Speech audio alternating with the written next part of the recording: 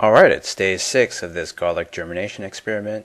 It's nighttime, so I'm using a flashlight. Kind of gives you a creepy feeling. No, not really. But anyway, the development has been not too fast, but pleasant. It's only been one day since I saw some new shoots. So the way germination seems to work is you have this first leaf coming out. It pushes the soil aside, and it's sort of a fat, fleshy sheath for a second leaf and all the other subsequent leaves that are greener and thinner to come out from the inside.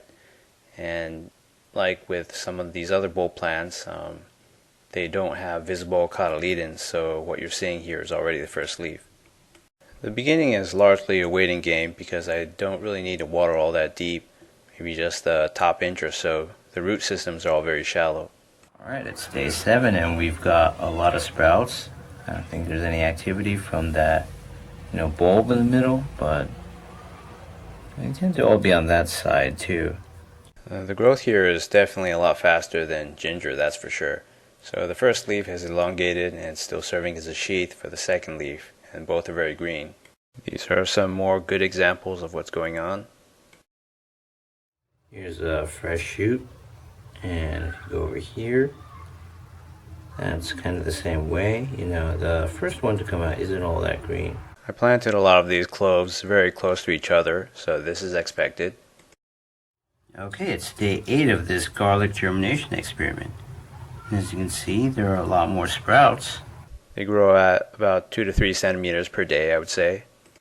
Alright, it's day 11, and I'm going to make a hydrogen peroxide solution that's 0.6%, so it's a 5-fold dilution of a 3% hydrogen peroxide solution in distilled water.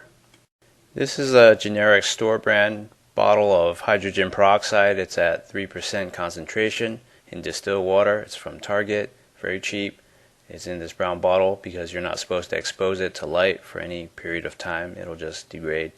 So every 2 molecules of this that react will become 2 molecules of water and 1 molecule of molecular oxygen.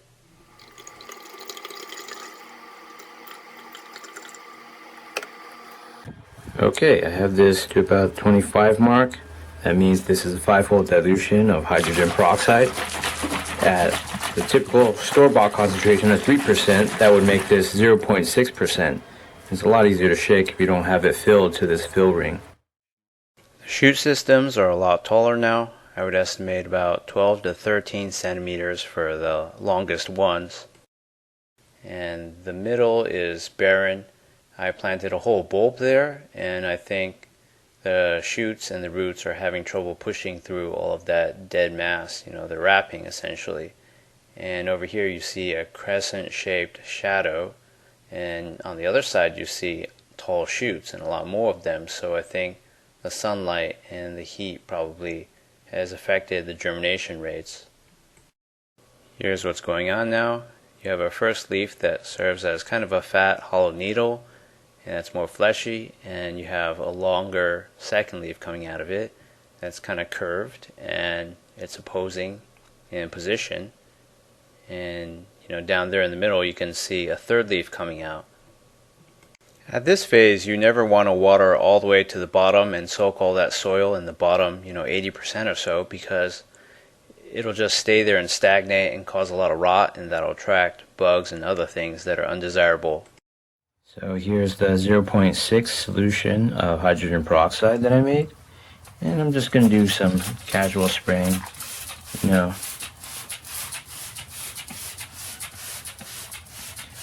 just to wet the top of the soil. You really don't need all that much water at this point. But another point that helps is the hydrogen peroxide will help break down this bulb in the center, the sheets surrounding all the little cloves, and prevent any kind of rot from going on. It'll also oxygenate the roots. And what that does is, it provides the roots with oxygen to breathe, and it also will, disrupt any kind of anaerobic microbe growth going on in there.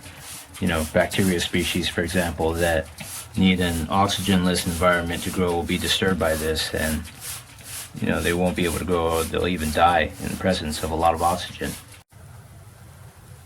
So you can probably hear some fizzing. And that's all the hydrogen peroxide.